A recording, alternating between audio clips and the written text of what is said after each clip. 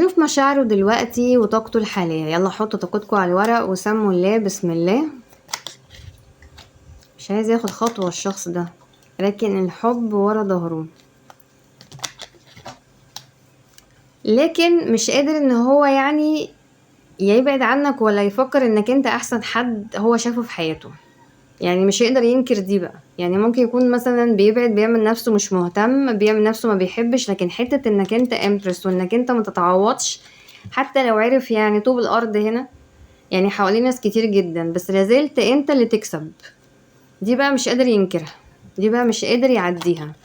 وان انت الحب كله برضو دي حاجة هو مش قادر يغيرها ولا قادر يعني ما يعترفش بيها بصراحة. بيحاول يقوي قلبه كتير، مش عايز يبين حاجة هنا، بيحاول يعني يرسم نفسه وان هو ما بيهمهوش وان هو يعني ولا عايزك في حاجة، وبيغيظك ويضايقك هنا وشايف نفسه عليك، لكن في الحقيقة مش كده، ده بيبين عكس مشاعره كلها. ده هو قاعد مستني منك اي حاجة، مستني كلمة، نظرة، اتصال، تكلمه تجيله. يعني بيراقبك جدا جدا ومستني منك اي حاجة، مستني يعني تطل عليه. الفرحة بتاعتك، المجية بتاعتك، الظهور بتاعك هنا يسوى عنده كتير تفاؤل وفرحة وامل وخطوة جديدة وايجابية. انت بتنور حياة الشخص ده حتى لو هو بينكر كده. الشخص ده بيتمناك في استقرار هنا، بيتمنى يعني يستقر معاك في مكان واحد ويعيش معاك يعني، ويكون بينكم حاجة هنا. بس بيوري لك غير كده، بيوري شخصية وحشة قوي. هو بيقولك ان خلاص العلاقة انتهت، مع ان هو عايز يصلح فيها جدا، لكن هو بيبين ان هي انتهت. هو نفسه في استقرار معاك. الشخص ده بيضحك على نفسه قبل ما بيضحك عليك. هو مش عايز يبين اي حاجة ناحيتك. تقيل جدا الشخص ده، تقيل، كتوم كمان. يعني هو شايفك احسن حد في حياته. ممكن يكون ما اعترفش لحد دلوقتي ان انت مميز جدا، وان هو ما قابلش حد زيك ولا هيقابل. انت بتيجي في الحياة مرة واحدة بس، لكن هو بقى مش عايز يقول كده. مضايقك الشخص ده بسبب كده. عايز يعمل بدايات، بس ممكن يكون مستني منك انت الخطوة الاولى، او مستني منك انت انك انت تبادر. هو مش بيحب يبادر الشخص ده. مقيمك جدا، انت غالي عليه قوي، غالي على قلبه جدا الشخص ده.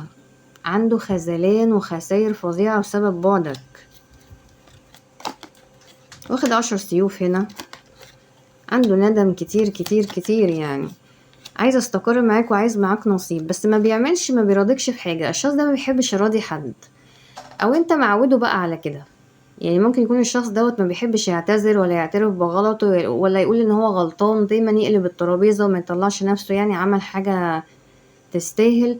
الشخص دوت مش بيراضي حد، او ممكن يكون متعود ان انت دايما اللي كنت بتصلح وتصالح في العلاقة دي وانت بطلت. بيفكر بعقل جدا انك انت اتغيرت عليه، ان انت بقيت توكسيك قوي هنا، ما بقيتش يعني تسأل فيه زي الاول. عايز يفرح معاك ويفلك بكاس الحب، بس هو ملوش وش يجي، او مش عارف يجي يقولك ايه. واضح ان هو اللي قالك احنا مش هننفع مع بعض ونهى العلاقة ديت، فهيجي النهاردة يعني يصلح يقولك ايه؟ كسر قلبك ومشي. ممكن يكون عمل اي حاجة بقى ضايقتك يعني، وجاي دلوقتي يقول ايه يعني. عايز طاقته كلها ترسيم هنا. الشخص ده عايز يعيش معاك، عايز يرسم هنا، عايز يعيش معاك بعد ما اختار الرحيل هنا. عايز التوازن اللي كان حاسس بيه في وجودك. مش عارف يتخطاك اصلا، مش عارف ينسى العلاقة ديت، متضايق ومهموم جدا، وعنده اسئلة كتير جدا بخصوصك هنا عايز عليها اجابات. تحس قلبه داب من الانتظار. يعني هو اصلا كأن حياته واقفة اساسا، مش عارف يعمل اي حاجة في حياته عدلة من ساعة ما انت مشيت. واخد ال9 سيوف هنا، عنده وقف حال فعلا. قلبه مكسور جدا جدا انك انت خلاص نسيته. خلاص هو قاعد يتقل يتقل يعني يتقل ويبعد لحد ما خلاص انت سيبته يمشي بقى. وحيد جدا من غيرك. يعني هو اصلا اللي اختار ان العلاقة تكون كده. هو اصلا اللي دخل في العلاقة ديت ومشي. هو اللي كان قاسي وكان جاف وما كانش بيبين مشاعر، لدرجة انه خلاص يعني هو دلوقتي اللي بيدفع تمن كده. يعني هو متأيد باختياره، هو اللي اختار البعد. هو دلوقتي اللي متألم من التعلق، اللي هو مش قادر يعني يفك تعلق هنا، ومتألم جدا من اللي حصل ما بينكم، وان مفيش تصليح هنا هوت. وهو بقى كمان كرامته يعني واخداه ان هو ما يبدأش، ومستني لسه انت تبادر، واضح ان انت مش هتبادر. متضايق جدا الشخص ده، بيفكر ازاي يصلح الامور، مش لاقي حد زيك. ظلمك وانت اللي كنت بتحبه. انت اللي كنت بتحبه وهو قاعد يعمل مشاكل ويعمل صراعات ويبعدك عن العلاقة.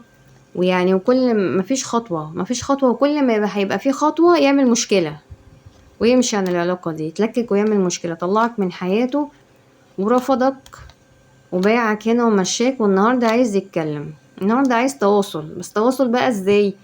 هو مش عايز هنا يتواصل، وعايزك انت اللي تتواصل. يمكن يقول كلام بعد ما انت تتواصل، بس هو مش عارف يتواصل. يعني قلبه كده مش واخده ان هو ملوش عين ملوش وش. هو ما عملش حاجة يعني لما يجي بيها انت تنسى اللي هو عمله. يعني ما عملش حاجة عدلة عشان انت تفتكرها له. يعني هو عارف كده كويس جدا، عارف ان هو ظلمك، وعارف انك انت مش ناسي اللي حصل، وانك انت اتألمت منه كتير، وانك انت مش مسامح في حقك مع الشخص ده. هو حاليا بيحبك وهو عارف ان هو غدر بيك كتير، وهو رافض دلوقتي ان هو يعمل اي خطوة بسيطة، بس هو عنده استعداد يعني لو حصل صلح ما بينكم ان هو يبقى فيه هنا شكل اجتماعي، يعني ان انتوا تبقوا مع بعض تاني، يعني يرسم. يعني هو عنده استعداد لكده، جواه مشاعر كتير جدا. الشخص دوت كتوم جدا وتقيل في طبعه قوي قوي. يعني ممكن يكون بيعتبر ان الحب ضعف، الاعتراف بالحب يعني والمشاعر ده ضعف. هو حاسس كده مع انه عايز يعمل بدايات، بس مصر على انه جواه مشاعر. يعني هو بيحب ومشتاق وجواه حنين وشوق وغيرة وكل حاجة ورغبة وكل حاجة، بس هو مش عايز ياخد خطوة هنا. شخص تقيل جدا، يعني بيقسى على قلبه، فما تستغربش ان هو يقسى عليك. يعني عايز يعمل بدايات جديدة في طاقته، بدايات، بس هو شايف ان المسافات كبرت قوي ما بينكم. شايف ان في مسافات كتيرة هنا ما بينكم، او في حدود او في بلوكات. يعني واضح ان هو محاولش يصلح اي حاجة لمدة طويلة. خلاص في تراكمات هنا في العلاقة دي. برضو جاي يقدم بواقي حب هنا. يعني هو كل ده جواه، بس هو بيبين بواقي حب، كأنك يعني كأن انتوا صحاب او حاجة يعني. رافض جدا كده دلوقتي. لا على فكرة هو هيتغير الشخص ده، هيتغير، لان هو لما قدم القليل كده هو وقلل من العلاقة والكلام ده كله والمشاعر والحاجات دي خسر. وهو افتقد لافرز هنا. يعني هو باين كده، لكن هو حالته كده. هو خلاص بقى مش عايز يخسر تاني، هو عايز خلاص يغير الطاقة دي بالطاقة دي. الشخص دوت يعني لما يجي مع الوقت، مش لازم على طول، يعني يبين هنا طاقة اللافرز. اتمنى لكم السعادة جميعا، واشوفكم ان شاء الله في فيديو جديد، وشكرا لحسن المتابعة.